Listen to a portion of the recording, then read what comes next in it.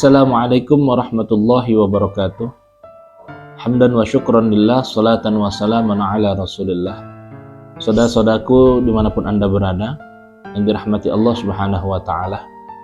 Satu hadis Rasulullah sallallahu alaihi wasallam pernah bersabda yang diriwayatkan oleh Ibnu Mas'ud radhiyallahu anhu. Kata Rasulullah dalam sabdanya, "Al-fajiru raji rahmatallahi ta'ala aqrabu ilallahi ta'ala minal abidi al-muqnati."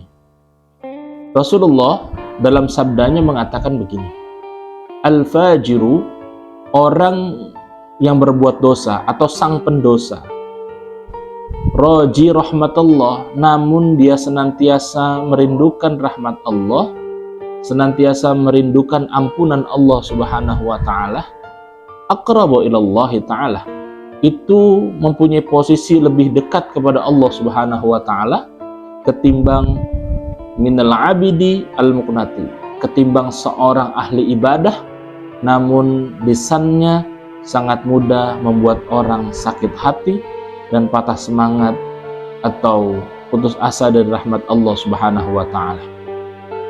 Hadirin dimanapun anda berada yang dirahmati Allah subhanahu wa ta'ala,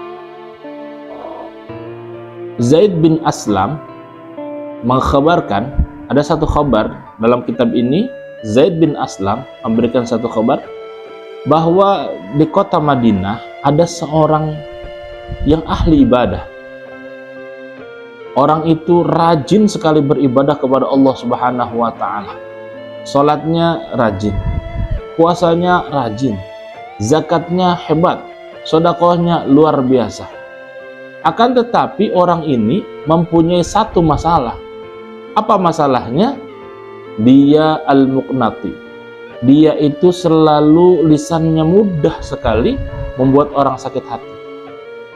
Padahal ahli ibadah, padahal rajin sholatnya, ahli zikir, namun lisannya sangat mudah menyakiti hati orang lain.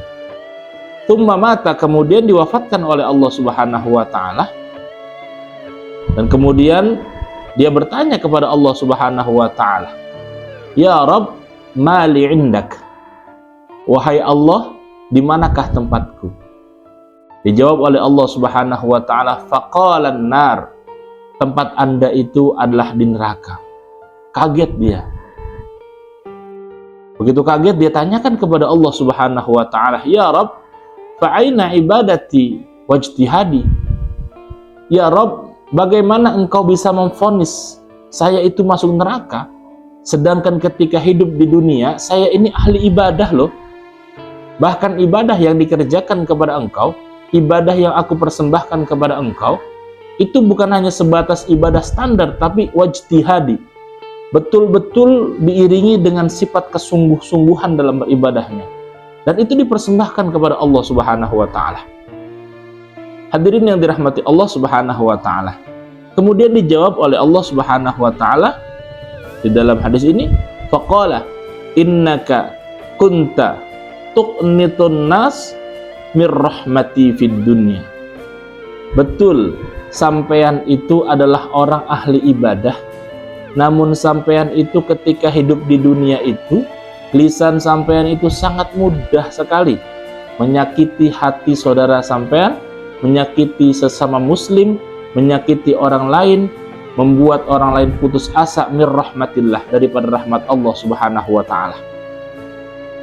Nah kemudian karena sampean itu sering membuat orang sakit hati, putus asa dari rahmat Allah subhanahu wa ta'ala, fa'aqnatakal yaum mir rahmati, maka pada hari ini aku putuskan, aku tidak akan berikan rahmatku kepadamu. Artinya orang yang merasa bahwa dirinya itu sudah ahli ibadah, banyak nilai-nilai ibadah yang dia kerjakan, namun karena lisannya itu sangat sering membuat orang sakit hati sehingga putus asa dari rahmat Allah, maka ketika diwafatkan oleh Allah subhanahu wa ta'ala tempatnya di neraka dan senantiasa diputus, tidak diberikan rahmat Allah subhanahu wa ta'ala, artinya tidak bisa masuk dalam surga.